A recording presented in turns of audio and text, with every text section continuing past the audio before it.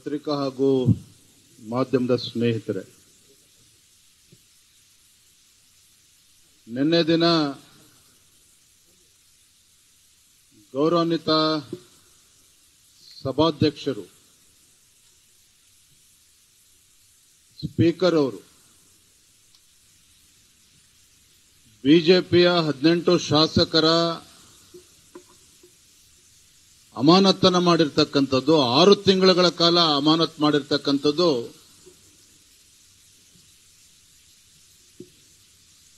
ಇದು ಸಂಪೂರ್ಣವಾಗಿ ಕಾನೂನು ಬಾಹಿರ, ಅಸಂವಿಧಾನಾತ್ಮಕ, ಏಕಪಕ್ಷೀಯ ಹಾಗೂ ಮನಸೋ ಇಚ್ಛೆಯಿಂದ ತೆಗೆದುಕೊಂಡಿರ್ತಕ್ಕಂಥ ಒಂದು ನಿರ್ಧಾರ ಅನ್ನೋದನ್ನ ನಾನು ಈ ಸಂದರ್ಭದಲ್ಲಿ ಹೇಳೋದಕ್ಕೆ ಇಚ್ಛಪಡ್ತೇನೆ. ದುರಂತ ಅಂತ ಹೇಳಿದ್ರೆ,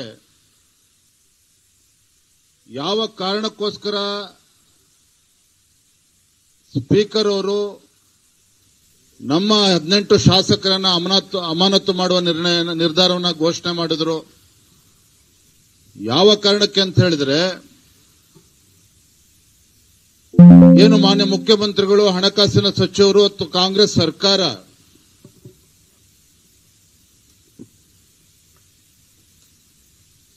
ಈ ರಾಜ್ಯದಲ್ಲಿರ್ತಕ್ಕಂಥ ಮುಸಲ್ಮಾನರಿಗೆ ಸರ್ಕಾರಿ ಕಾಮಗಾರಿಗಳಲ್ಲಿ 4% ರಿಸರ್ವೇಶನ್ ಅನ್ನು ನೀಡ್ತೇವೆ ಎನ್ನುವ ನಿರ್ಧಾರವನ್ನು ಕೈಗೊಂಡಿದ್ದಾರೆ. ಮತ್ತು ಬಜೆಟ್ನಲ್ಲೂ ಕೂಡ ಅನೇಕ ಅಲ್ಪಸಂಖ್ಯಾತರ ಓಲೈಕೆ ಮಾಡತಕ್ಕಂಥ, ಹಿಂದೂಗಳಿಗೆ ಅಪಮಾನ ಮಾಡತಕ್ಕಂಥ ನಿರ್ಣಯಗಳನ್ನು ರಾಜ್ಯ ಸರ್ಕಾರ ಏನು ಬಜೆಟ್ನಲ್ಲಿ ಘೋಷಣೆ ಮಾಡಿದ್ದಾರೆ. ಈ ಒಂದು ಹಿಂದೂ ವಿರೋಧಿ ನೀತಿಗಳನ್ನು ಏನು ಕಾಂಗ್ರೆಸ್ ಸರ್ಕಾರ ಅನುಸರಿಸ್ತಾ ಇದೆ, ಸಿದ್ದರಾಮಯ್ಯನವರು ಏನು ಅನುಸರಿಸ್ತಾ ಇದ್ದಾರೆ, ಈ ವಿಚಾರವನ್ನು ಎತ್ಕೊಂಡು ಸದನದ ಒಳಗಡೆ ಭಾರತೀಯ ಜನತಾ ಪಾರ್ಟಿ ಹಾಗೂ ಜೆಡಿಎಸ್ ಒಟ್ಟಾಗಿ ಒಂದಾಗಿ ನಾವು ನಿರಂತರವಾಗಿ ಹೋರಾಟಗಳನ್ನು ಮಾಡ್ಕೊಂಡು ಬರ್ತಾ ಇದ್ವಿ. ಸದನದಲ್ಲೂ ಕೂಡ ಈ ವಿಚಾರವನ್ನು ಪ್ರಸ್ತಾಪ ಮಾಡಿದ್ವಿ. ಆದರೆ ನಿನ್ನೆ ದಿನ ನಮ್ಮ ಶಾಸಕರುಗಳು ಬಾವಿಗೆ ಇಳಿದು ಹೋರಾಟ ನಡೆಸತಕ್ಕಂಥ ಸಂದರ್ಭದಲ್ಲಿ ಈ ರೀತಿ ಏಕಾಏಕಿಯಾಗಿ ನಮ್ಮ ಶಾಸಕರನ್ನ ಅಮಾನತ್ ಮಾಡಿರ್ತಕ್ಕಂಥದ್ದು ಇದು ಸಂಪೂರ್ಣ ಕಾನೂನು ಬಾಹಿರ ಅನ್ನೋದನ್ನ ಈ ಸಂದರ್ಭದಲ್ಲಿ ಮತ್ತೊಮ್ಮೆ ಸ್ಪಷ್ಟವಾಗಿ ಹೇಳೋದಕ್ಕೆ ಇಚ್ಛಪಡ್ತೇನೆ. ನಾನು ವಿಚಾರಕ್ಕೆ ಮತ್ತೆ ಬರ್ತೇನೆ. ಆದರೆ ಹಣಕಾಸಿನ ಸಚಿವರಾಗಿರ್ತಕ್ಕಂಥ ಮಾನ್ಯ ಮುಖ್ಯಮಂತ್ರಿಗಳು ಸಂವಿಧಾನದ ಬಗ್ಗೆ ನಮಗೆ ಪಾಠ ಹೇಳ್ತಕ್ಕಂಥ ಮಾನ್ಯ ಮುಖ್ಯಮಂತ್ರಿಗಳು ಪದೇ ಪದೇ ಡಾಕ್ಟರ್ ಬಾಬಾ ಸಾಹೇಬ್ ಅಂಬೇಡ್ಕರ್ ಅವರ ಹೆಸರನ್ನು ದುರುಪಯೋಗ ಪಡಿಸಿಕೊಳ್ತಕ್ಕಂಥ ಈ ಕಾಂಗ್ರೆಸ್ ಮುಖಂಡರುಗಳು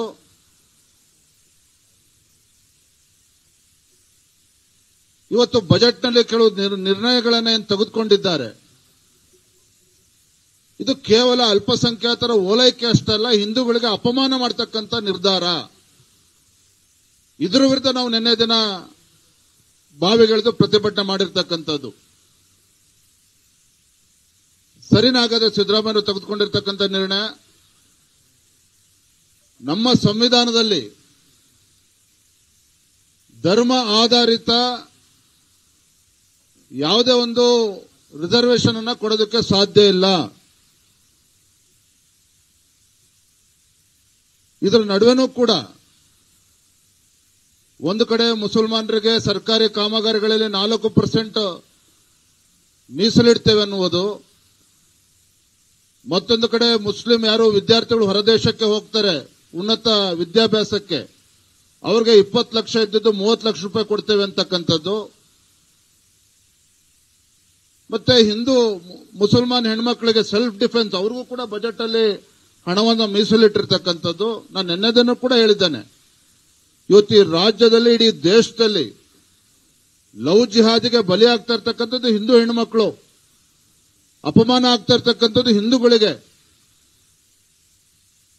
ಮತ್ತೊಂದು ಕಡೆ 25 ಲಕ್ಷದಿಂದ 30 ಲಕ್ಷ ಏರಿಸ್ತೀವಿ ಅಂತ ಹೇಳ್ತಿರಲ್ಲ, ಹಿಂದೂಗಳಲ್ಲಿ ಬಡವರು ಇಲ್ವಾ? ಹಾಗಾದ್ರೆ ಹಿಂದೂಗಳಲ್ಲಿ ಬಡ ಹಿಂದೂಗಳೇನಿದ್ದಾರೆ ಅವರು ಕೂಡ ಉನ್ನತ ಶಿಕ್ಷಣಕ್ಕೆ ಹೊರದೇಶಕ್ಕೆ ಹೋಗಬೇಕು ಅನ್ನುವ ಕನಸು ಅವರು ಕೂಡ ಇಟ್ಕೊಂಡಿಲ್ವ? ಹಾಗಾದ್ರೆ ಅವ್ರಿಗೆ ಯಾಕೆ ಅನ್ಯಾಯ ಮಾಡ್ತಾ ಇದ್ದೀರಿ?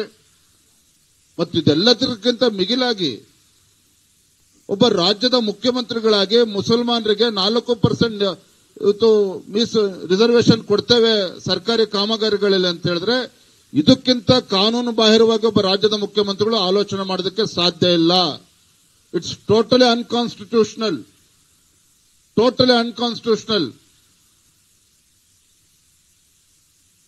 ಇದನ್ನ ಪ್ರಶ್ನೆ ಮಾಡಿದ್ರೆ ರಾಜ್ಯ ಸರ್ಕಾರದ ತಾಳಕ್ಕೆ ತಕ್ಕಂತೆ ಇವತ್ತು ಮಾನ್ಯ ಸಭಾಧ್ಯಕ್ಷರು ನೆನೆಯನ್ನು ಕುಣಿದಿದ್ದಾರೆ. ಇವತ್ತು ನಮ್ಮ ಶಾಸಕರನ್ನು ಅಮಾನತು ಮಾಡೋದು ಮುಖ್ಯನ, ಇದನ್ನು ನಾವು ಖಂಡಿಸ್ತೇವೆ. ನೋಡಿ, constitution it clearly prohibits any reservation based on religion. ಇದ್ರ ಬಗ್ಗೆ ಯಾವುದೇ ರೀತಿ ಗೊಂದಲ ಇಲ್ಲ. Article 15 sub clause 1 prohibits state government or state from discriminating any citizen on the base of religion, caste, sex, place of birth. ಇದು ಸ್ಪಷ್ಟವಾಗಿ ಇವತ್ತು ಸಂವಿಧಾನದಲ್ಲಿ ಉಲ್ಲೇಖ ಆಗಿರ್ತಕ್ಕಂಥದ್ದು. ನನ್ನ ಪ್ರಶ್ನೆ ಇವತ್ತು ಸಂವಿಧಾನ ಬಗ್ಗೆ ಬಾರಿ ಇವತ್ತು ನಮಗೆ ಪಾಠ ಹೇಳ್ತಕ್ಕಂಥ ಕೆಲಸ ಆಡಳಿತ ಪಕ್ಷದವ್ರು ಮಾಡ್ತಾರಲ್ಲ, ಕಾಂಗ್ರೆಸ್ ಅವ್ರು ಮಾಡ್ತಾರಲ್ಲ, ನಿಮ್ಮ ಈ ನಡೆ ಮುಸಲ್ಮಾನರಿಗೆ ಇವತ್ತು 4% ಇವತ್ತು ರಿಸರ್ವೇಶನ್ ಕೊಡ್ತಕ್ಕಂಥದ್ದು ಇದು ಸಂವಿಧಾನ ವಿರೋಧಿ ನಡೆ ಅಲ್ವಾ? ಹಾಗಾದ್ರೆ ಇದನ್ನ ನಾವು ಒಪ್ಕೊಂಡು ಕೂರ್ಬೇಕಾಗತ್ತೆ ಸುಮ್ಮನೆ ಆಗ ಸದನದಲ್ಲಿ. ನೋಡಿ, article 15 sub class 4 allows the state to make special provisions for the advancement of socially and educationally backward classes of citizens, scheduled caste and scheduled tribe. However, this provision is based on social and economical backwardness.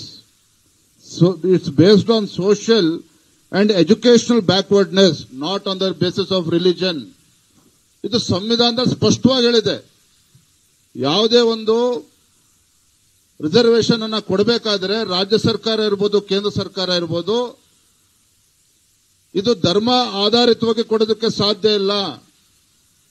ಇದು ಸಾಮಾಜಿಕ ಹಾಗೂ ಶೈಕ್ಷಣಿಕ ಇದನ್ನ ಮಾನದಂಡವಾಗಿ ಇಟ್ಕೊಂಡು, ಇದನ್ನ ಆಧಾರವಾಗಿ ಇಟ್ಕೊಂಡು ರಾಜ್ಯ ಸರ್ಕಾರ ಇರ್ಬೋದು, ಕೇಂದ್ರ ಸರ್ಕಾರ ಇರ್ಬೋದು ಮೀಸಲಾತಿಯನ್ನ ಕೊಡಬೇಕೆ ಹೊರತು ಧರ್ಮ ಆಧಾರಿತವಾಗಿ ಕೊಡೋದಕ್ಕೆ ಕಾನೂನಲ್ಲಿ ಅವಕಾಶ ಇಲ್ಲ, ಸಂವಿಧಾನದಲ್ಲಿ ಇದಕ್ಕೆ ಅವಕಾಶ ಇಲ್ಲ. ಇದನ್ನು ನಾವು ವಿರೋಧ ಮಾಡ್ತಾ ಇರ್ತಕ್ಕಂಥದ್ದು. ಮತ್ತೆ ಈ ವಿಚಾರವಾಗಿ ಬೇರೆ ಬೇರೆ ರಾಜ್ಯದ ಉಚ್ಚ ನ್ಯಾಯಾಲಯಗಳು, ಸುಪ್ರೀಂ ಕೋರ್ಟ್ ಕೂಡ ಇದ್ರ ಬಗ್ಗೆ ಸ್ಪಷ್ಟವಾಗಿ ಅನೇಕ ತೀರ್ಪುಗಳನ್ನು ಕೂಡ ನೀಡಿರ್ತಕ್ಕಂಥ ಜಡ್ಜ್ಮೆಂಟ್ಗಳನ್ನು ನೀಡಿದೆ. State of Andhra Pradesh versus P Sagar, state of Andhra Pradesh versus P Sagar 1968ರಲ್ಲೇ ಜಡ್ಜ್ಮೆಂಟ್ ಆಗಿರ್ತಕ್ಕಂಥದ್ದು. ಆಂಧ್ರ ಪ್ರದೇಶದ high court it has struck down a government order providing reservations for Muslims, stating that religion alone cannot be the criteria for reservation under Article 15. ಏನ್ ಹೇಳ್ತದೆ ಆಂಧ್ರದ high court ಅಂತ ಹೇಳಿದ್ರೆ, under article 15 ಧರ್ಮ ಆಧಾರವಾಗಿ ಇಟ್ಕೊಂಡು ಯಾವುದೇ ರೀತಿ ರಿಸರ್ವೇಶನ್ ಅನ್ನ ಕೊಡಬಾರದು ಅನ್ನೋದನ್ನ ಸ್ಪಷ್ಟವಾಗಿ ಹೇಳಿದೆ. ಮತ್ತು ಇದನ್ನ honourable supreme court of this country has reinterpreted. ಈ ದೇಶದ ಸರ್ವೋಚ್ಚ ನ್ಯಾಯಾಲಯವು ಕೂಡ ಹೇಳಿದೆ, reinforcing that backwardness must be determined by secular criteria like social and educational status, not religious identity.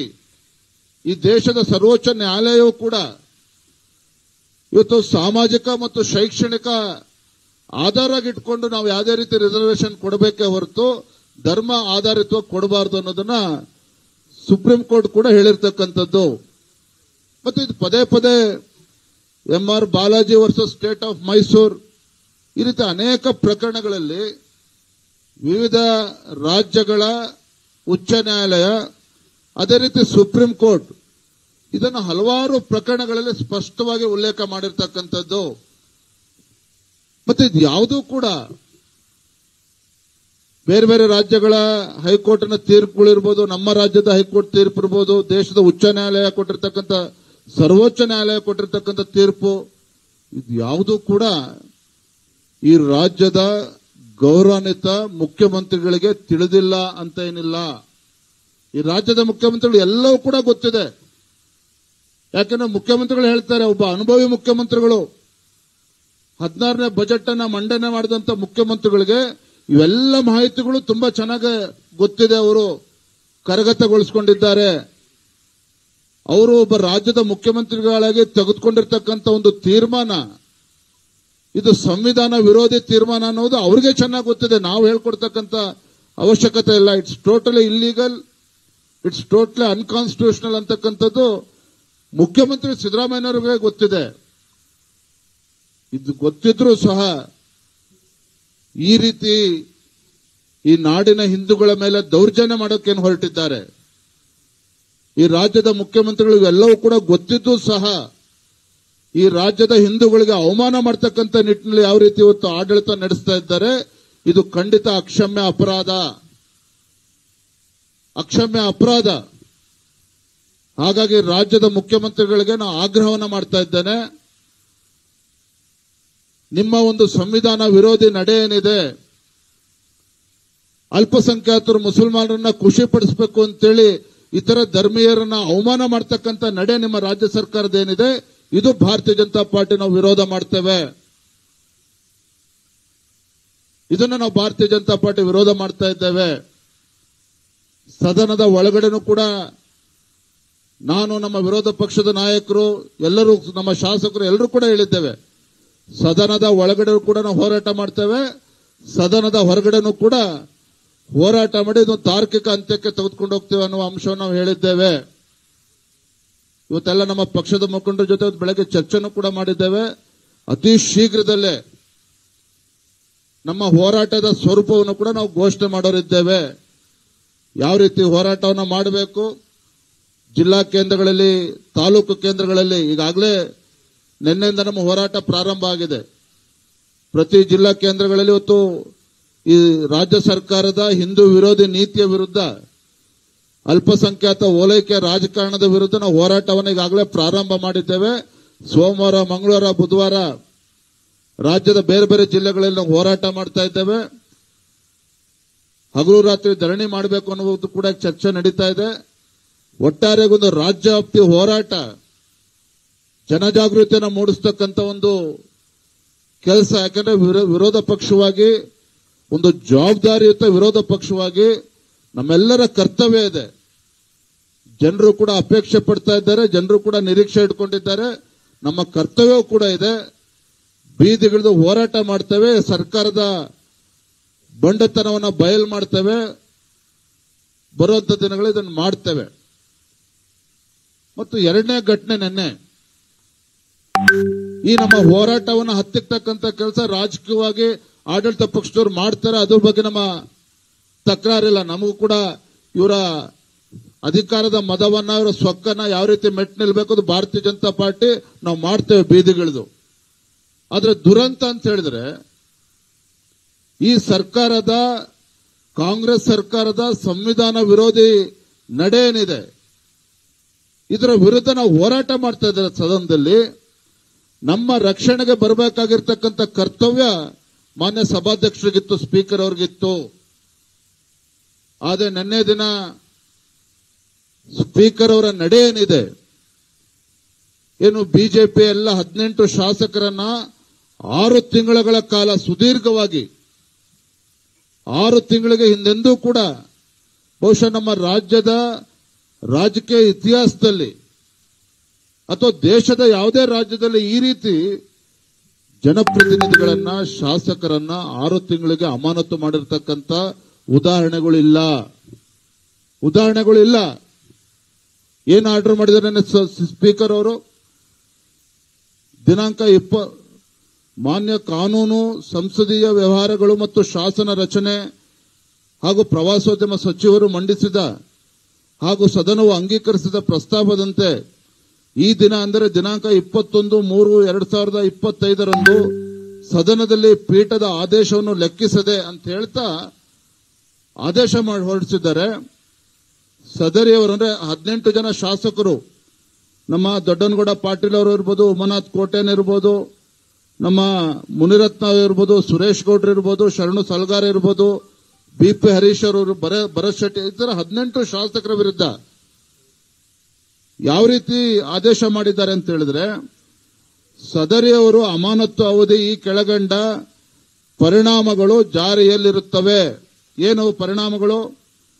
ಅವರುಗಳು ವಿಧಾನಸಭೆಯ ಸಭಾಂಗಣ, ಲಾಬಿ ಮತ್ತು ಗ್ಯಾಲರಿ ಪ್ರವೇಶಿಸುವಂತಿಲ್ಲ. ಅವರುಗಳು ವಿಧಾನಸಭೆಯ ಸಭಾಂಗಣ, ಲಾಬಿ ಹಾಗೂ ಗ್ಯಾಲರಿ ಪ್ರವೇಶಿಸುವಂತಿಲ್ಲ. ಏನು ಟೆರರಿಸ್ಟ್ಗಳು ಅವರಾಗಾದ್ರೆ? ನಮ್ಮ 18 ಶಾಸಕರು ಇವತ್ತೇನು ಸಭಾಧ್ಯಕ್ಷರು ಅಮಾನತ್ ಮಾಡಿದರೆ ನಕ್ಸಲೈಟ್ಗಳ, ಟೆರರಿಸ್ಟ್ಗಳು ಅವರು ಹಾಗಾದ್ರೆ? ಅವರು ಸದಸ್ಯರಾಗಿರೋ ವಿಧಾನಮಂಡಲದ ವಿಧಾನಸಭೆಯ ಸ್ಥಾಯಿ ಸಮಿತಿ ಸಭೆಗಳಲ್ಲೂ ಕೂಡ ಭಾಗವಹಿಸುವಂತಿಲ್ಲ. ದಯವಿಟ್ಟು ಇದನ್ನು ಗಮನಿಸಬೇಕು. ಹಿಂದೆಂದೂ ಕೂಡ ಶಾಸಕರ ಹಕ್ಕನ್ನ ಮೊಟಕುಗೊಳಿಸತಕ್ಕಂಥ ಪ್ರಯತ್ನ, ಷಡ್ಯಂತ್ರ ಹಿಂದೆಂದೂ ಕೂಡ ನಡೆದಿರಲಿಲ್ಲ. ಮೊದಲ ಬಾರಿ ನಡೆದಿರ್ತಕ್ಕಂಥದ್ದು ನಮ್ಮ ರಾಜ್ಯದಲ್ಲಿ. ಮೂರನೇದು ಹೇಳ್ತಾರೆ, ವಿಧಾನಸಭೆಯ ಕಾರ್ಯಕಲಾಪ ಪಟ್ಟಿಯಲ್ಲಿ ಅವರುಗಳ ಹೆಸರಿನಲ್ಲಿ ಯಾವುದೇ ವಿಷಯವನ್ನ ನಮೂದು ಮಾಡತಕ್ಕದ್ದಲ್ಲ. ಅಮಾನತಿನ ಅವಧಿಯಲ್ಲಿ ಅವರುಗಳು ನೀಡುವ ಯಾವುದೇ ಸೂಚನೆಯನ್ನ ಸ್ವೀಕರಿಸಲಾಗುವುದಿಲ್ಲ. ಯಾರು ಸ್ವೀಕಾರ ಮಾಡೋದಿಲ್ಲ? ಯಾಕೆ? ಜನರು ಗೆಲ್ಸ್ ಕಳಿಸಿಲ್ವಾಗಾರೆ ಕ್ಷೇತ್ರದಲ್ಲಿ? ಮತದಾರರು ಆಶೀರ್ವಾದ ಮಾಡಿಲ್ಲ ಶಾಸಕರನ್ನಾಗಾದ್ರೆ? ಇವರ್ಯಾರು ಹೇಳೋದಕ್ಕದನ್ನ? ಅಮಾನತಿನ ಅವಧಿಯಲ್ಲಿ ನಡೆಯುವ ಸಮಿತಿಗಳ ಚುನಾವಣೆಯಲ್ಲಿ ಅವರುಗಳು ಮತದಾನ ಮಾಡುವಂತಿಲ್ಲ. ಇದಕ್ಕಿಂತ ಅನ್ಕಾನ್ಸ್ಟಿಟ್ಯೂಷನ್ ಆಗಿ ಒಬ್ಬ ಸ್ಪೀಕರ್ ನಡ್ಕೊಳ್ಳೋಕೆ ಸಾಧ್ಯನಾ? ಒಬ್ಬ ಜನಪ್ರತಿನಿಧಿಗೆ, ಒಬ್ಬ ಶಾಸಕನಿಗೆ ಹಕ್ಕೋದು, ಆ ಹಕ್ಕನ್ನು ಕೂಡ ಕಿತ್ಕೊಳ್ತಕ್ಕಂಥ ಕೆಲಸ ಇವತ್ತು ಮಾನ್ಯ ಸ್ಪೀಕರ್ ಅವರು ಮಾಡಿರ್ತಕ್ಕಂಥದ್ದು ಇದು ಕಾನೂನಿನ ವಿರುದ್ಧವಾಗಿದೆ. 6ನೇ ಕಂಡೀಷನ್ನು, ಅಮಾನತಿನ ಅವಧಿಯಲ್ಲಿ ಅವರುಗಳು ಯಾವುದೇ ದಿನಭತ್ಯೆಯನ್ನು ಪಡೆಯಲು ಅರ್ಹರಿರುವುದಿಲ್ಲ. ಅರೆ, ಕ್ಷೇತ್ರದ ಮತದಾರರು ಚುನಾವಣೆಯಲ್ಲಿ ಗೆಲ್ಸ್ಕೊಟ್ಟಿದ್ದಾರೆ, ವೋಟ್ ಕೊಟ್ಟಿದ್ದಾರೆ, ಮತದಾನ ಮಾಡೋರಿಗೆ ಆಶೀರ್ವಾದ ಮಾಡಿ ಕ್ಷೇತ್ರದ ಅಭಿವೃದ್ಧಿ ಕೆಲಸ ಮಾಡಲಿ ಅಂತೇಳಿ ಗೆಲ್ಸ್ ಕಳಿಸಿದ್ದಾರೆ. ಈ ಸರ್ಕಾರದ ಯೋಗ್ಯತೆಗೆ, ಆ ಶಾಸಕರ ಕ್ಷೇತ್ರದ ಅಭಿವೃದ್ಧಿಗೆ 2 ಕಾಸು ಅಭಿವೃದ್ಧಿಗೋಸ್ಕರ ಹಣ ಬಿಡುಗಡೆ ಮಾಡತಕ್ಕಂಥ ಯೋಗ್ಯತೆ ಸರ್ಕಾರಕ್ಕಿಲ್ಲ. ಮತ್ತೊಂದು ಕಡೆ ಈ ರೀತಿ ಸ್ಪೀಕರ್ ಅವರು ಆರ್ಡರ್ ಮಾಡಿರ್ತಕ್ಕಂಥದ್ದು ಖಂಡಿತ ಇದು ಸರಿ ಇಲ್ಲ.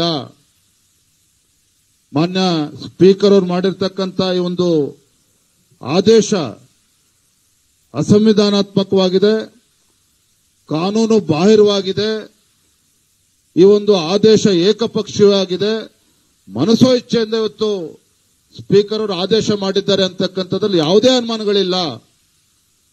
So the order made by honourable speaker yesterday, the suspension of 18 Bharatiya Janata Party MLAs, it's totally unconstitutional, it's grossly illegal, it's totally irrational, and also it's arbitrary order.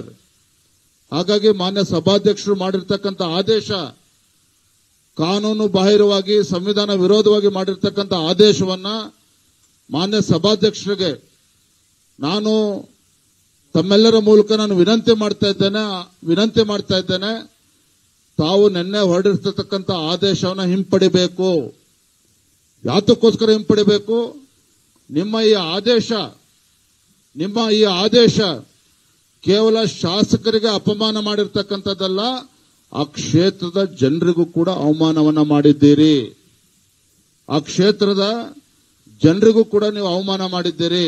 ಹಾಗಾಗಿ ನಾನು ಬಹಳ ಗೌರವವಾಗಿ ಮತ್ತೊಮ್ಮೆ ಹೇಳ್ತೇನೆ, ಗೌರವಾನ್ವಿತ ಸಭಾಧ್ಯಕ್ಷರೇ, ಇವತ್ತು ನಿಮ್ಮ ಈ ನಿರ್ಧಾರವನ್ನ, ಈ ಆದೇಶವನ್ನ ಹಿಂಪಡಿಬೇಕು ಅಂತೇಳಿ ನಾನು ಈ ಸಂದರ್ಭದಲ್ಲಿ ಇವತ್ತು ಒತ್ತಾಯವನ್ನು ಮಾಡ್ತಾ ಇದ್ದೇನೆ. ಮತ್ತೆ 6 ತಿಂಗಳು ಸಸ್ಪೆನ್ಷನ್ ಮಾಡ್ತಕ್ಕಂಥದ್ದು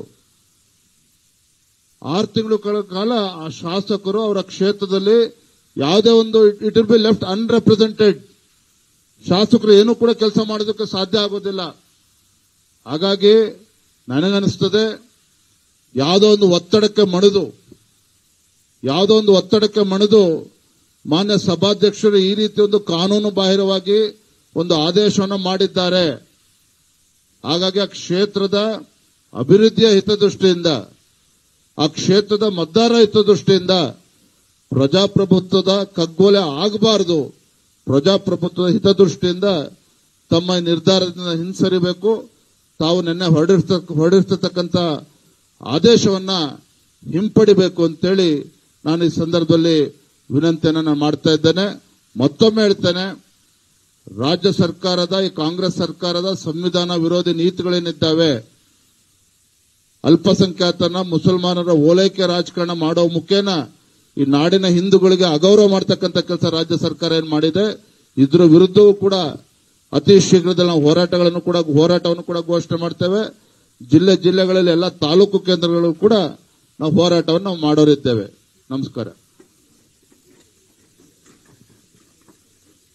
ಮತ್ತೊಂದು ಬಹಳ ಪ್ರಮುಖವಾಗಿರ್ತಕ್ಕಂಥ ಅಂಶ, ಹಿಂದೆ ವಿಧಾನ ಪರಿಷತ್ನಲ್ಲಿ, ನಮ್ಮ ರಾಜ್ಯದಲ್ಲೇ ವಿಧಾನ ಪರಿಷತ್ನಲ್ಲಿ ಧರ್ಮೇಗೌಡರು ಅವತ್ತು ಉಪಸಭಾಪತಿಗಳಿದ್ರು. ಧರ್ಮೇಗೌಡರು ಉಪಸಭಾಪತಿಗಳಿದ್ದಾಗ ಇದೇ ಕಾಂಗ್ರೆಸ್ ಪಕ್ಷದ ಸದಸ್ಯರುಗಳು ಯಾವ ರೀತಿ ಅಸಂಬದ್ಧವಾಗಿ ನಡೆದುಕೊಂಡಿದ್ದಾರೆ. ಆ ಉಪಸಭಾಪತಿಗಳು ಧರ್ಮೇಗೌಡರನ್ನ ಕುರ್ಚಿ ಸಮೇತ ಎತ್ಕೊಂಡೋಗಿ ಹೊರಗಡೆ ಈಚೆ ಎಳೆದುಕೊಂಡೋಗಿ ಬಿಸಾಕಿರ್ತಕ್ಕಂಥ ಘಟನೆ ಕೂಡ ನಮ್ಮ ರಾಜ್ಯದಲ್ಲೇ ನಡೆದಿರ್ತಕ್ಕಂಥದ್ದು. ಹಾಗಾಗಿ ನಿನ್ನೆ ಸದನದಲ್ಲೇ ನಡೆದಿದೆ. ಇದೇನು ಬಹಳ ತಲೆ ತಗ್ಗಿಸ್ತಕ್ಕಂಥ ಘಟನೆನಲ್ಲ. ಇದು ಶಾಸಕರ ಒಂದು ಹಕ್ಕು. ಹೊತ್ತು ಸದನದ ಒಳಗಡೆ ಇಳಿದು ಹೋರಾಟ ಮಾಡಬೇಕಾಗಿರ್ತಕ್ಕಂಥದ್ದು ನಮ್ಮ ಹಕ್ಕದು. ಇವತ್ತು ನೋಡಿದ್ರೆ ನನ್ನ ಟಿವಿಗಳಲ್ಲಿ ಯಾವ ರೀತಿ ಸಭಾಧ್ಯಕ್ಷರು ಶಾಸಕರು ಮೇಲೆ ಹೋಗ್ತಾ ಇದ್ದಾರೆ ಅಂತ ಹೇಳಿದ್ರೆ ಅವ್ರ ಮಾರ್ಷಲ್ಗಳನ್ನ ಹಿಂಸರಿಸ್ತಾರೆ. ಬಿಡಿ ಅವ್ರನ್ನೆಲ್ಲ ಮುಂದ್ಬಿಡಿ ಅಂತ ಹೇಳ್ತಾರೆ. ಹಾಗಾಗಿ ಶಾಸಕರು ಯಾವುದೇ ರೀತಿ ಸಭಾಧ್ಯಕ್ಷರಿಗಾಗ್ಲಿ ಸಭಾಧ್ಯಕ್ಷರ ಪೀಠಕ್ಕಾಗ್ಲಿ ಅನ್ಯಾಯ ಅವಮಾನ ಮಾಡ್ತಕ್ಕಂಥದ್ದಾಗ್ಲಿ ಯಾವುದೋ ಘಟನೆಗಳು ನಡೆದಿಲ್ಲ. ಹಿಂದೆ ಯಾವ ರೀತಿ ಘಟನೆಗಳು ನಡೆದಿದೆ ಅನ್ನೋದನ್ನ ಒಂದು ಪುಟ್ಟ ವಿಡಿಯೋನ ಇವತ್ತು ಪ್ಲೇ ಮಾಡ್ತೇವೆ. ಹಿಂದೆ ಧರ್ಮೇಗೌಡರಿದ್ದಾಗ ಯಾವ ರೀತಿ ನಡ್ಕೊಂಡಿದೆ ಸದನದಲ್ಲಿ ಅನ್ನೋದನ್ನು ಕೂಡ ಒಂದು ಕ್ಷಣ ಕಾಂಗ್ರೆಸ್ ಅವರು ಹೇಗೆ ನಡ್ಕೊಂಡಿದ್ದಾರೆ ಅಂತೇಳಿ ನಾವು ತೋರಿಸ್ತಕ್ಕಂಥ ಕೆಲಸ ಮಾಡ್ತಾ ಇದ್ದೆ. ಅವತ್ತು ಕೂಡ ಯಾರನ್ನೂ ಕೂಡ ಅಮಾನತ್ ಮಾಡಿರಲಿಲ್ಲ ಈ ರೀತಿ 6 ತಿಂಗಳ ಕಾಲ.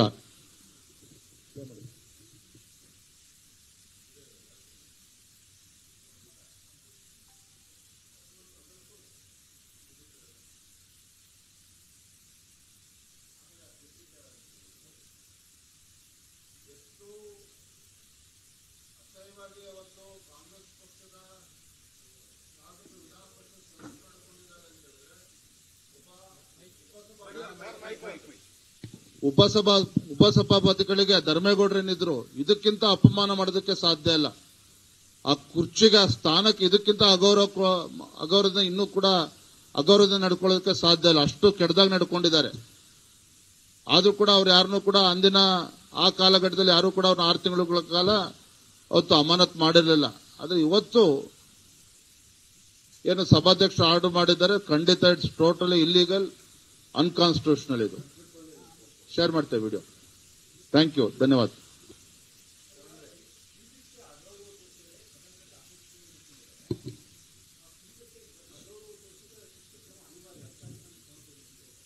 ನೋಡ್ರಿ, ಸದನದ ಒಳಗಡೆ ಶಾಸಕರು ಯಾವ ರೀತಿ ವರ್ತನೆ ಇರಬೇಕು, ಯಾವ ರೀತಿ ನಡ್ಕೋಬೇಕು, ಶಾಸಕರ ವರ್ತನೆ ಮಿತಿ ಮೀರಿದರೆ ಒಬ್ಬ ಸಭಾಧ್ಯಕ್ಷರು ಅಥವಾ ಸ್ಪೀಕರ್ ಯಾವ ರೀತಿ ನಿರ್ಧಾರವನ್ನು ಕೈಗೊಳ್ಳಬೇಕು, ಕ್ರಮವನ್ನು ಕೈಗೊಳ್ಳಬೇಕು ಅನ್ನೋದಕ್ಕೆ ಅದಕ್ಕೆ ಸಂವಿಧಾನದಲ್ಲಿ ಎಲ್ಲವೂ ಕೂಡ ಹೇಳ್ಕೊಟ್ಟಿದ್ದಾರೆ. And there are lot of presidents. ನಮ್ಮ ರಾಜ್ಯದಲ್ಲಿ ಹೊರ ರಾಜ್ಯದಲ್ಲೂ ಕೂಡ ಯಾವ ರೀತಿ ಇವತ್ತು ಸ್ಪೀಕರ್ ನಡ್ಕೋಬೇಕು ಅನ್ನೋದಕ್ಕೆ ಅನೇಕ ಉದಾಹರಣೆಗಳು ಕೂಡ ನಮ್ಮ ಕಣ್ಮುಂದಿದೆ. ಅದೇ ಸ್ಪೀಕರ್ ಅವರ ನಡವಳಿಕೆ ಇದು ಖಂಡಿತ ಇತ್ತು ಅತಿರೇಕವಾಗಿರ್ತಕ್ಕಂಥ ನಡವಳಿಕೆ. 6 ತಿಂಗಳ ಕಾಲ ನೀವು ಶಾಸಕರನ್ನ ಅಮಾನತ್ ಮಾಡಿಬಿಟ್ರೆ ಎಲ್ಲಿದೆ ಇವತ್ತು? ಯಾವ ರಾಜ್ಯದಲ್ಲಿ ಮಾಡಿದ್ದಾರೆ? 6 ತಿಂಗಳ ಕಾಲಕ್ಕೆ ಅಮಾನತ್ ಮಾಡಿ ಅವರು ಕಮಿಟಿ ಮೀಟಿಂಗ್ಗಳು ಕೂಡ ಅಟೆಂಡ್ ಆಗಬಾರ್ದು. ಈ ರೀತಿ ಯಾವ ರಾಜ್ಯದಲ್ಲೂ ಕೂಡ ಈ ರೀತಿ ಆದೇಶವನ್ನು ಎಂದೂ ಕೂಡ ಮಾಡಿರಲಿಲ್ಲ. ಅದನ್ನೇ ಅವತ್ತು ಹೇಳಿರ್ತಕ್ಕಂಥದ್ದು.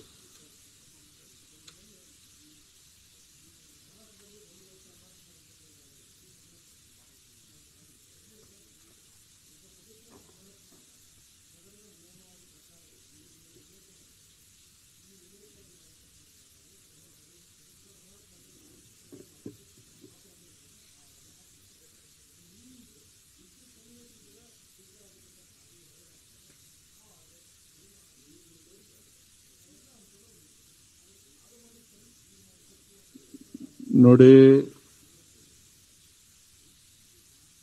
6 ತಿಂಗಳುಗಳ ಕಾಲ ಯಾವತ್ತೂ ಕೂಡ ಮಾಡಿಲ್ಲ. ನೋಡಿ ನೋಡಿ ನೋಡಿ ಇದು ಸ್ಪಷ್ಟವಾಗಿದೆ. ಆ ಅಧಿವೇಶನದಲ್ಲಿ ಶಾಸಕರು ನಡವಳಿಕೆ ಸರಿಯಿಲ್ಲ ಅಂತ ಹೇಳಿದ್ರೆ ಆ ಅಧಿವೇಶನದ ಅವಧಿಗೆ ಮುಗಿಯೋವರೆಗೂ ಅಮಾನತ್ತಾಗಿರ್ತಕ್ಕಂಥ ಅನೇಕ ಉದಾಹರಣೆಗಳಿದೆ, ಇಲ್ಲ ಅಂತ ಹೇಳೋದಿಲ್ಲ. ಅದೇ ಆ ಅಧಿವೇಶನ ಅಥವಾ ಪ್ರಸ್ತುತ ಅಧಿವೇಶನ ಮುಗಿಯೋ ತನಕ ಅಮಾನತು ಮಾಡೋದಕ್ಕೆ ಅವಕಾಶ ಇದೆ ಕಾನೂನಲ್ಲಿ. ಆದ್ರೆ 6 ತಿಂಗಳುಗಳ ಕಾಲ ಅಮಾನತು ಮಾಡೋದ್ರ ಮುಖೇನ ಈ ರೀತಿ ಎಲ್ಲೂ ಕೂಡ ನಡೆದಿಲ್ಲ. ಇದು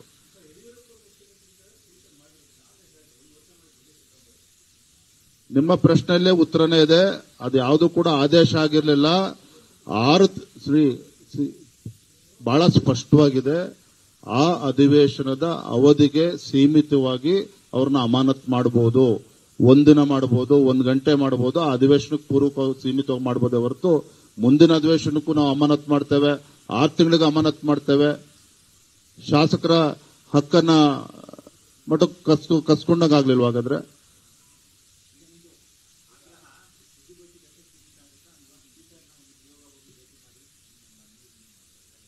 ನೋಡಿ, ಅದೆಲ್ಲವೂ ಕೂಡ ಮನೆ ವಿರೋಧ ಪಕ್ಷದ ನಾಯಕರು ಕೂಡ ಮಾತನಾಡ್ತಾರೆ. ನಮ್ಮ ಶಾಸಕರ ಹಕ್ಕು ಮೊಟಕುಗೊಳಿಸಿರ್ತಕ್ಕಂಥದ್ದು ಇದು ಸರಿಯಲ್ಲ, ಅದು ನಮ್ಗೆ ಸ್ಪಷ್ಟತೆ ಇದೆ. ಈಗ ಮನೆ ವಿರೋಧ ಪಕ್ಷದ ನಾಯಕರು ಮಾತನಾಡ್ತಾರೆ.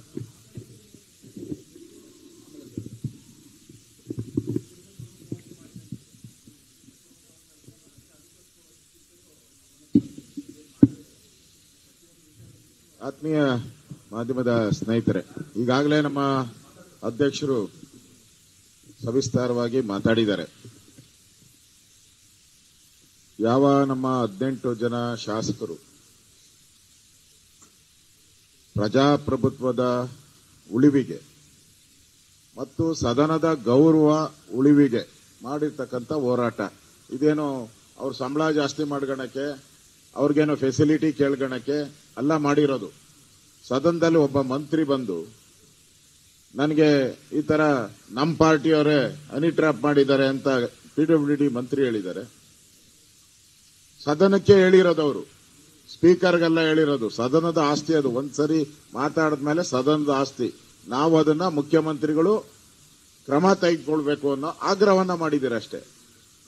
ಅದೇ ರೀತಿ ಮುಸ್ಲಿಮರ ಮೀಸಲಾತಿ ಏನಿದೆ, ಆ ಮೀಸಲಾತಿ ಸಂವಿಧಾನದ ವಿರೋಧಿ. ಇವೆರಡೂ ವಿಚಾರ ಇಟ್ಕೊಂಡು ನಾವು ಹೋರಾಟ ಮಾಡಿರೋವಂಥದ್ದು. ಅವರ ನಡವಳಿಕೆ, ಸ್ಪೀಕರ್ ಅವರ ನಡವಳಿಕೆ ಇಡೀ ನೋಡಿದ್ರೆ ಒಂಥರ ತೊಗಲಕ್ ದರ್ಬಾರ್ ತರ ಕಾಣಿಸ್ತಾ ಇತ್ತು. ಹಿಟ್ಲರ್ ಸಂಸ್ಕೃತಿಯನ್ನ ನಾವು ನೋಡ್ತಾ ಇದ್ದೀವಿ. ಈ ರೀತಿ ಸ್ಪೀಕರು, ಈಗಾಗಲೇ ಅಧ್ಯಕ್ಷರು ಹೇಳಿದ್ರು, ಬನ್ನಿ ಬನ್ನಿ ಬನ್ನಿ, ನಿಂತ್ಕೊಂಡಾಗ ಬನ್ನಿ, ಸೈಡ್ಗೆ ಹೋಗಿ. ಯಾರು ಹೇಳಿದ್ದಾರೆ? ಯಾವ ಸ್ಪೀಕರ್ ಹೇಳಿದ್ದಾರೆ ಹಿಂಗೆ? ಆಕ್ಚುಲಿ ಮಾರ್ಷಲ್ಸ್ ಏನು, ಯಾರೇ ಮೇಲೆ ಬಂದಾಗ ಅಲ್ಲೇ ತಡೀತಾರೆ ಅವ್ರನ್ನ. ಅವ್ರು ತಡೀತಾ ಇದ್ರು ಸ್ಪೀಕರ್, ಬರ್ಲಿ ಬರ್ಲಿ ಅಂತ ಹೇಳಿದ್ರೆ ಯಾರ ಪ್ರಚೋದನೆ? ಸ್ಪೀಕರ್ ಪ್ರಚೋದನೆ ತಾನೇ ಇದರಲ್ಲಿ. ಸ್ಪೀಕರ್ ಪ್ರಚೋದನೆಯಿಂದಾನೇ ಆಗಿರೋದು. ನಾನು ನೇರವಾಗಿ ಆಪಾದನೆ ಮಾಡ್ತಾ ಇದ್ದೀನಿ. ನಾನಿವತ್ತು ಬೆಳಗ್ಗೆನೂ ಕೂಡ ಸ್ಪೀಕರ್ ಜೊತೆ ಮಾತಾಡಿದ್ದೀನಿ. ನಾನು ಮಾತಾಡಿ ಇದು ಸದನಕ್ಕೆ ಗೌರವ ತರುವಂತ ವಿಚಾರ ಅಲ್ಲ ಅಂತ ಹೇಳಿದ್ದೀನಿ. ನಾನು ಇದಕ್ಕಿಂತ ದೊಡ್ಡ ಹೋರಾಟಗಳು ನಡೆದಿದೆ. ಸಿದ್ದರಾಮಯ್ಯನವರೇ ಬೂಟ್ ಕಾಲು ಹಾಕೊಂಡು ಬಾಗಿಲುಗಳನ್ನೆಲ್ಲ ಒಳಗಡೆ ಒದ್ದಾಕಿದ್ದಾರೆ. ಜಮೀರ್ ಅಹಮದ್ ಸ್ಪೀಕರ್ ಮೇಲೆ ಹಲ್ಲೆ ಮಾಡೋ ಪ್ರಯತ್ನನೂ ಮಾಡಿರೋದು ನಾವು ಸದನದಲ್ಲಿ ನೋಡಿದಿರಿ. ಇಲ್ಲಿ 18 ಜನ ಶಾಸಕರನ್ನ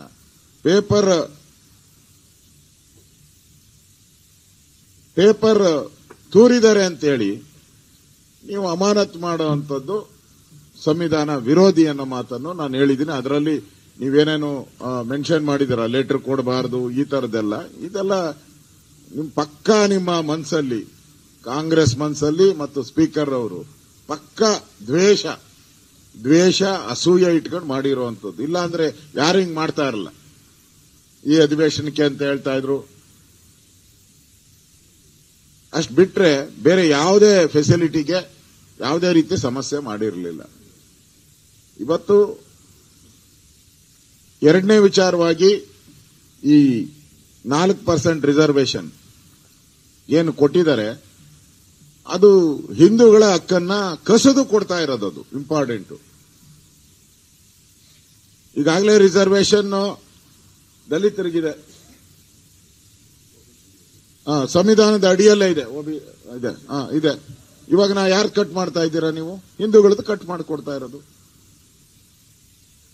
ಹಿಂದೂಗಳಿಗೆ ಸಿಗಬೇಕಾಗಿದ್ದಂತ ಫೆಸಿಲಿಟಿ ಕಟ್ ಮಾಡಿಕೊಡ್ತಾ ಇದ್ದೀರಾ. ಅದರಲ್ಲಿ ಈಗ ಇವರು ಕಾಂಪೀಟ್ ಮಾಡ್ತಾರೆ, ಮುಸ್ಲಿಮರು ಕಾಂಪೀಟ್ ಮಾಡ್ತಾರೆ, ಜನರಲ್ಲೂ ಕಾಂಪೀಟ್ ಮಾಡ್ತಾರೆ, ಮತ್ತೆ ರಿಸರ್ವೇಶನ್ ಅಲ್ಲೂ ಕಾಂಪೀಟ್ ಮಾಡ್ತಾರೆ. ಮಂಗಳೂರು ಭಾಗದಲ್ಲಿ ಈಗಾಗಲೇ 50% ಅವ್ರ ಕಾಂಟ್ರಾಕ್ಟ್ ಅಲ್ಲೆಲ್ಲ 50% ಇದ್ದಾರೆ ಅವರು. ಈಗ ಇದು ಮಾಡೋದ್ರಿಂದ 70% ಗೋತಾರ ಅವರು. ಏನ್ ಸ್ಪೀಕರು ಮತ್ತು ಕಾಂಗ್ರೆಸ್ ಅವರು ನನಗೆ ಏನೋ ಒಡಂಬಡಿಕೆ ಆಗಿದೆಯಾ ಅಂತ ಅನ್ಸುತ್ತೆ. ಒಡಂಬಡಿಕೆ ಮಾಡ್ಕೊಂಡು ಏನಾನ ಮಾಡ್ತಾ ಇದ್ದೀರಾ? ಇದು ಸಂವಿಧಾನದ ವಿರೋಧಿ. ಈಗಾಗಲೇ ರಾಜ್ಯಪಾಲರಿಗೆ ಇದ್ರ ಬಗ್ಗೆ ನಾವು ಕಂಪ್ಲೇಂಟ್ ಅನ್ನ ಕೊಟ್ಟಿದ್ದೀರಿ. ಸಂವಿಧಾನ ವಿರೋಧಿ ಆ ಬಿಲ್ಗೆ ತಾವು ಸಹಿ ಮಾಡಬಾರದು ಅನ್ನೋ ವಿನಂತಿಯನ್ನು ನಾವು ಮಾಡಿದಿರಿ. ರಾಜ್ಯಪಾಲರಿಗೆ ಕೊಟ್ಟಿದ್ದೀರಿ, ನಾವು ಕೊಟ್ಟು ವಿನಂತಿಯನ್ನು ಕೂಡ ಮಾಡಿದಿರಿ. ನಮ್ಮ ಉದ್ದೇಶ ಇದ್ದಿದ್ದು, ನಮ್ಮೆಲ್ಲಾ ಹೋರಾಟನೂ ಕೂಡ ಈ 4% ರಿಸರ್ವೇಶನ್ ಬಗ್ಗೆ ನಮ್ಮ ಹೋರಾಟಕ್ಕೆ ನಾವು ತಯಾರಿ ಮಾಡಿದ್ರಿ. ಅಷ್ಟರಲ್ಲಿ ಈ ಮಂತ್ರಿ ವಿಚಾರ ಬಂದು 2 ಕ್ಲಬ್ ಆಯ್ತು ಅಷ್ಟೇ. ಆಕ್ಚುಲಿ ಒರಿಜಿನಲಿ ನಾವು ಈ ಸಂವಿಧಾನ ವಿರೋಧಿಯಾದಂತ 4% ಮುಸ್ಲಿಮರ ಮೀಸಲಾತಿಯ ಹೋರಾಟಕ್ಕೆ ನಾವು ಹೆಚ್ಚಿನ ಒತ್ತನ್ನು ಕೊಡಬೇಕು ಅಂತ ಇದ್ದಿದ್ದು. ಅದೇ ರೀತಿ ನಾಳೆ ನಾನು ವಿಧಾನಸಭೆಯಲ್ಲಿ ನಡೆದಂತ ಘಟನೆಗಳ ಬಗ್ಗೆ ನಾಳೆ ನಾನು ಡೀಟೇಲ್ ಆಗಿ ಪ್ರೆಸ್ ಮೀಟ್ ಮಾಡೋನಿದ್ದೀನಿ. ನಾಳೆ ಇನ್ನಷ್ಟು ವಿಚಾರಗಳನ್ನ ತಮ್ಮ ಮುಂದೆ ನಾನು ಹೇಳ್ತೀನಿ. ಇವತ್ತು ನಮ್ಮ ರಾಜ್ಯ ಅಧ್ಯಕ್ಷರ ಜೊತೆನೂ ನಾನು ಮಾತಾಡಿದ್ದೀನಿ. ಇದನ್ನ ನಾವು 4% ಮುಸ್ಲಿಂ ಮೀಸಲಾತಿಯನ್ನ ಇಲ್ಲಿಗೆ ಬಿಡೋದು ಬೇಡ, ನಾವಿದು ರಾಜ್ಯಾದ್ಯಂತ ಒಂದು ಚಳುವಳಿ ರೀತಿ ಹೋರಾಟ ಮಾಡೋಣ ಅನ್ನೋ ಸಲಹೆಯನ್ನು ನಾನು ಕೊಟ್ಟಿದ್ದೀನಿ. ಅದನ್ನ ಅವರು ಪಕ್ಷದ ವೇದಿಕೆಯಲ್ಲಿ ಚರ್ಚೆ ಮಾಡಿ ಅದು ಯಾವ್ಯಾವ ಡೇಟ್ಗೆ ಏನ್ ಮಾಡಬಹುದು ಅನ್ನೋದ್ರ ಬಗ್ಗೆನೂ ಕೂಡ ಹೇಳ್ತಾರೆ. ಇಲ್ಲಿಗೆ ಇದನ್ನ ಅನ್ನೋದು ಬಿಡಲ್ಲ, ರಿಸರ್ವೇಶನ್ ಇದನ್ನ ಇಲ್ಲಿಗಂತೂ ನಾವು ಬಿಡಲ್ಲ. ಇದನ್ನ ಜನಗಳ ಮುಂದೆ ತಗೊಂಡೋಗ್ತೀವಿ ನಾವು.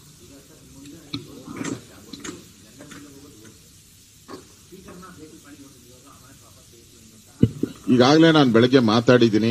ಅವ್ರದ್ದು ಹಬ್ಬ ಇದೆ, ಏನೋ ರಂಜಾನ್ ಹಬ್ಬ ಇದೆ, ಮುಗಿಸ್ಕೊಂಡು ಬರ್ತೀನಿ ಅಂತ ಹೇಳಿದ್ದಾರೆ. ಬಂದ ತಕ್ಷಣ ನಾನು ಫೋನ್ ಮಾಡ್ತೀನಿ ಅಂತ ಹೇಳಿದ್ದಾರೆ. ನಾವು ಮಾತಾಡ್ತೀವಿ ಅವ್ರ ಜೊತೆ.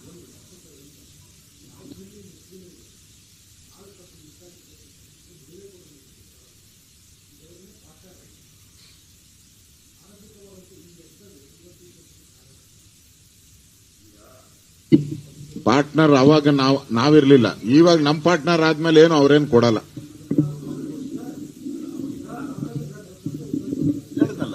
ಇವಾಗ ಕೊಡಲ್ಲ 100%. ನಮ್ಮ ಜೊತೆ ಹೋರಾಟ ಮಾಡಿದ್ದಾರೆ ಅವರು.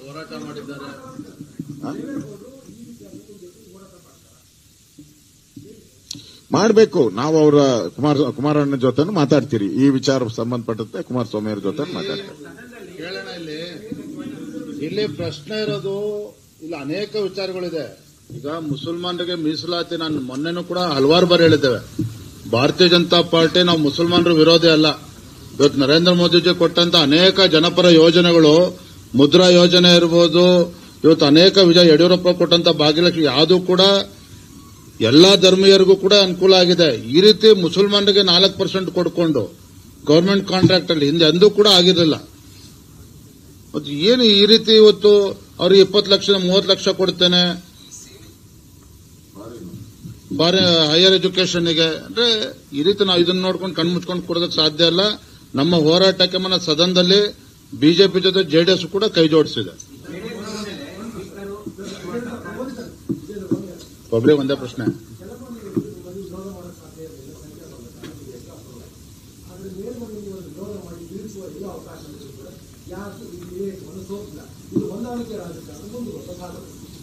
ಹೇಳಿ ಕೇಳೋದು.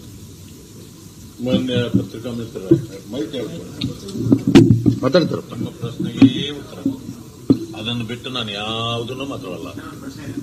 ತಡೆಯಪ್ಪ, ಅವನ ಪ್ರಶ್ನೆ ಉತ್ತರ ಕೊಡ್ಲಿ. ಒಂದಾಗ್ಲಿ, ನಿಮ್ಮದಿಷ್ಟಿದೆ, ಆಮೇಲೆ ನೀವು ಕೇಳಿ. ನಮ್ಮಲ್ಲಿ 29 ಸದಸ್ಯರಿದ್ದಾರೆ.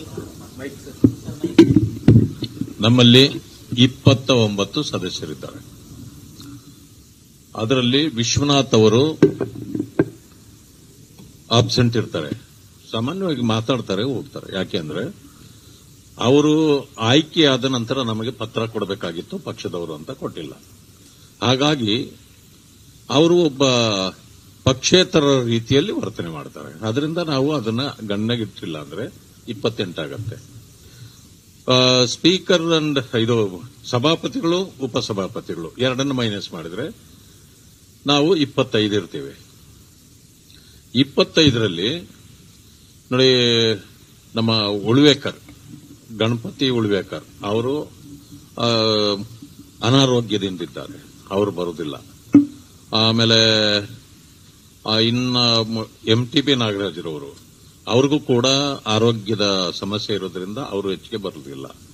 ಇವರು ಬರಲಿಲ್ಲ ಅನ್ನೋ ಕಾರಣಕ್ಕೆ ನಾವು 23 ಆದ್ವಿ. 23 ಆದ್ರೆ ಕೆಲವು ಸಾರಿ ಅವರೀಗ 34 ಇದ್ದಾರೆ. 33 ಇದ್ದಾರೆ. 33. ಆಮೇಲೆ ಜನತಾದಳದವರು 7 ಇದ್ದಾರೆ. 7ರಲ್ಲಿ ಪರ್ಮನೆಂಟ್ ಆಗಿ 3 ಜನ ಬರೋದಿಲ್ಲ, ಇನ್ನೊಬ್ರು ಫಾರಿನ್ಗೆ ಹೋಗಿದ್ದಾರೆ. ಅವರು 3 ಇದ್ರು.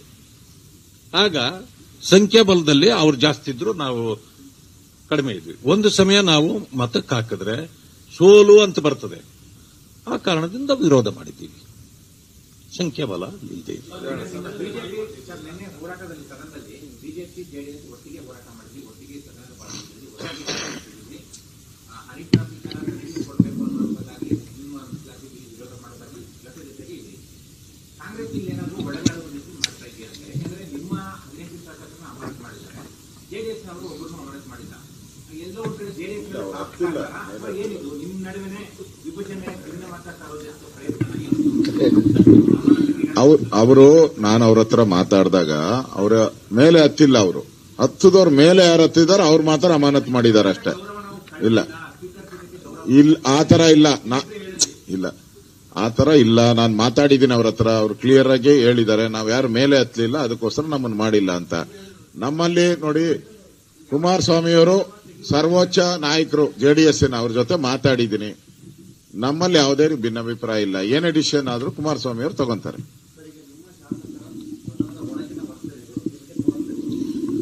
ನಮ್ಮ ಶಾಸಕರು ಮಾಡಿರೋಂತ ವರ್ತನೆ ಅಲ್ಲ, ಅದು ಹೋರಾಟ.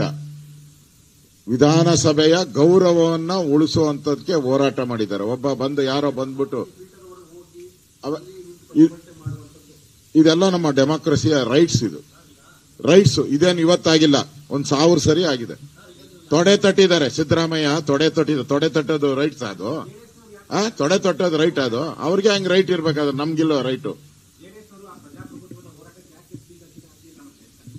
ಅಲ್ಲ ನೋಡ್ರಿ, ಈಗ ಬಿಜೆಪಿ ಅವರೆಲ್ಲ ಹಚ್ಚಿದಾರ ನೋಡಿ. ನಮ್ಮ ಶಾಸಕರು ಯಾರು ಸಸ್ಪೆಂಡ್ ಆಗಿದ್ದಾರೆ ಅವ್ರ ಬಗ್ಗೆ ನಮ್ಗೆ ಗೌರವ ಇದೆ, ಹೆಮ್ಮೆ ಇದೆ, ಪ್ರಶ್ನೆನೇ ಇಲ್ಲ. ಅವ್ರ ಪರವಾಗಿ ನಿಲ್ತೀರಿ. ಮತ್ತೆ ನಾನು ಅಧ್ಯಕ್ಷರು ನಮ್ಮೆಲ್ಲ ಮಾತಾಡ್ತೀರಿ. ಇನ್ನು ನಾವ್ಯಾರು ಹೋಗಲ್ಲ ಅಂತ ಈಗಾಗಲೇ ತೀರ್ಮಾನ ಮಾಡಿದಿರಿ. ವಿಧಾನಸಭೆ ಒಳಗಡೆ ಕಮಿಟಿಗೆ ಹೋಗ್ಬೇಕೋ ಬೇಡೋ ಅಂತೇಳಿ ನಾವೆಲ್ಲರ ಜೊತೆ ನಾವು ಚರ್ಚೆ ಮಾಡ್ತೀರಿ. ಅದಾದ್ಮೇಲೆ ಎಲ್ಲ ರೀತಿಯಾದಂತ ಸಪೋರ್ಟ್ 100% ಸಪೋರ್ಟ್ ಅನ್ನ ಅವ್ರಿಗೆ ನಾವು ಕೊಡ್ತೀರಿ. ನಾವು ಸ್ಪೀಕರ್ ಮಾತಾಡೋಣ ಅಂತ ಹೇಳಿರೋದ್ರಿಂದ ಅವ್ರಿಗೆ ಗಡುವು 1ನೇ ತಾರೀಕು ಗಡುವಿದೆ. 1 ಅಥವಾ 2 ಅವ್ರು ಯಾವತ್ತು ಬರ್ತಾರೋ ಅವತ್ತು. ಅದಾದ್ಮೇಲೆ ನಾವು ನಮ್ಮ ಹೋರಾಟವನ್ನ ಶುರು ಮಾಡ್ತೀರಾ ಅವ್ರ ಜೊತೆ.